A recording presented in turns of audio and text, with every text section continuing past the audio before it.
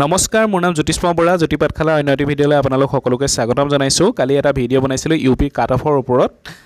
তাতে এটা সৰুকৈ ভুল হৈ গৈছিলে যে 10% বুলি কৈছিলোঁ মই গ্ৰেজুৱেশ্যনৰ যোনটো মাৰ্ক একচুৱেলি হ'ব লাগিছিলে 5%। ইয়াৰ কাৰণটো হৈছিলে যে একচুৱেলি আমি ৰিচাৰ্চ নকৰা নহয়। কথাটো হ'ল যে এনেকুৱা ধৰণৰ, মই এটা টুইট দেখুৱাই লৈছোঁ আপোনালোকক চাই লওক, যোনটো 2023 চনত দিছিলে আমাৰ শিক্ষামন্ত্ৰী মহোদয়। গতিকে শিক্ষামন্ত্ৰী মহোদয়ৰ টুইটটোৰ ওপৰত ভিত্তি কৰিয়ে আচলতে কিমান পাৰ্চেণ্টেজ ল'ব, কেনেকৈ ল'ব, সেইটোৰ ওপৰত মই ভিডিঅ'টো বনালোঁ, যোনটো অৰিজিনেল এডভাৰটাইজমেণ্ট আছিলে আচলতে সেই এডভাৰটাইজমেণ্টৰ চেনেলটো। গতিকে এনেকুৱা এটা ভুল হ'ব পাৰিলে। আৰু কাট অফৰ বিষয়েও কৈছিলোঁ যে মই 65ৰ তলত নাহে, আচলতে এনেকুৱা কথা নহয়, 65তকৈ তলতো যাব। যিহেতু 5% ল'ব, মই 10% লৈ বস্তুটো এটা আনুমানিক কাট অফ বনাইছিলোঁ।